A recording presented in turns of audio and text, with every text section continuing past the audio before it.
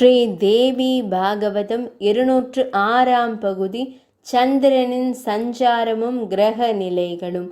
நாரத மாமுனிவரே, இனி சந்திரனும் ஏனைய கிரகங்களும் சஞ்சரிக்கும் வழியை கூறுகிறேன்.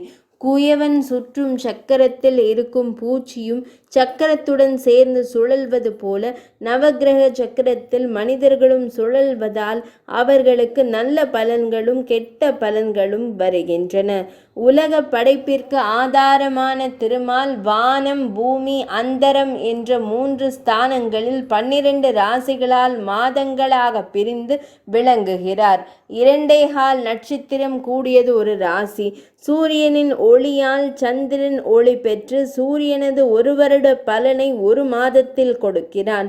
வேகமான ஓட்டமுள்ள சந்திரன் நட்சத்திர சக்கரத்தை அடைந்து 2.25 நட்சத்திரத்தில் தின பலனையும் வருட பலனையும் காட்டிக்கொண்டு சுற்றுகிறான்.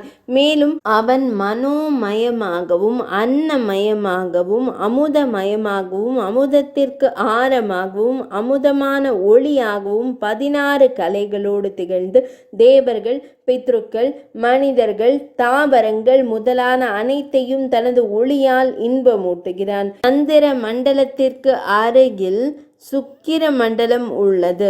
சுக்கிரன் மழையை பொழிய வைக்கிறார். துரிதம், மந்தம், சமம் என்ற 3 நடைகளை உடையவராக விளங்குகிறார். இதற்கு மேல் புதன் மண்டலம் இருக்கிறது. இவர் சூரியனை விட்டு பிரியும் போது புயல், பெருங்காற்று, இடி, மின்னல் தாக்கம் உண்டாகும். புதனுக்கு மேல் செவ்வாய் மண்டலம் உள்ளது. செவ்வாய்க்கு மேல் குரு மண்டலம் உள்ளது. குருவுக்கு மேல் சனி மண்டலம் உள்ளது. சனி ஒவ்வொரு ராசியிலும் 30 மாதங்கள் தங்கியிருப்பார். அதற்கு மேல் சப்த ரிஷி மண்டலம் உள்ளது.